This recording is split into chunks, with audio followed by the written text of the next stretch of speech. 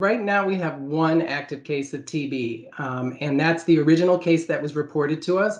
We haven't identified any new active TB cases at American University.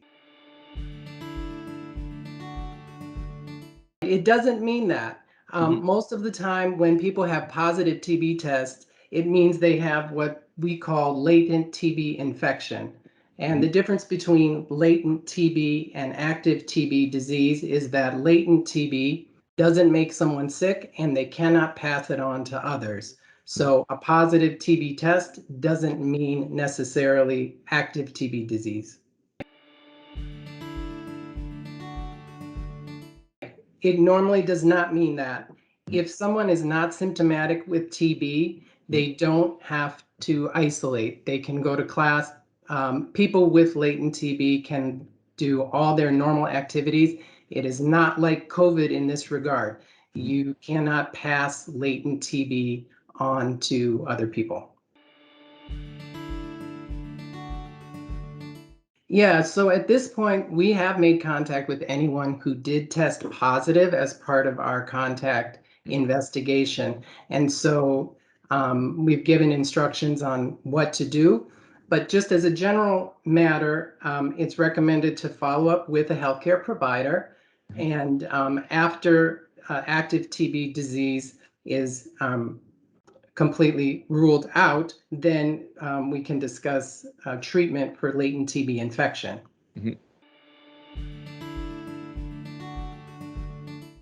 The grand majority of people who test positive for TB do not have active TB, and that's both here locally and around the world.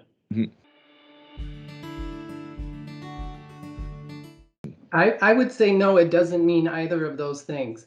Again, the most common reason someone has a positive TB test is because they have latent TB, which is not by definition infectious. So it cannot be passed on to people they're around. So there would be no reason to limit activities with that person. It can take some time for someone who's exposed to TB to test positive on a TB test. And because of that reason, we have to do a second TB test 8 to 10 weeks after the first test that we did. And that is to identify anyone that tested negative at the first test, but may test positive at the second test. But again, most of the people who will test positive at that second test are testing positive because they have latent TB. So it hasn't been that they could spread it to other people for that 8 to 10 weeks. Really important. So if people don't have symptoms, they don't have to limit activities. Right. If people do have symptoms, it's most likely still not TB, but we should be limiting activities anyway because of COVID if people have a cough, fever, symptoms like that.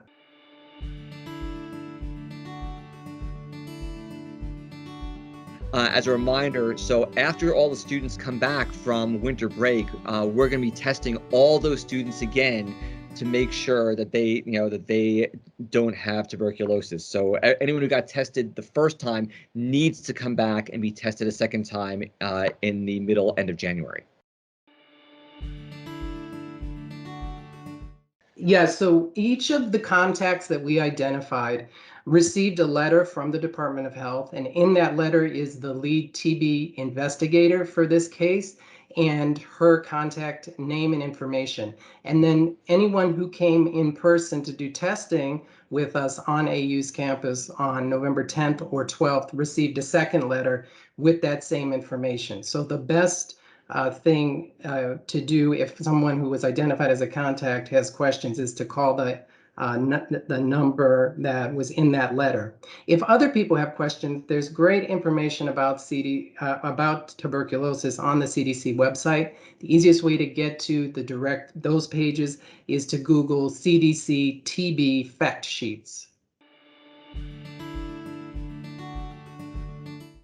Yeah, one of the things that makes TB a little more clear-cut than COVID or other types of infectious illnesses is that people who are able to pass the disease to others always have symptoms.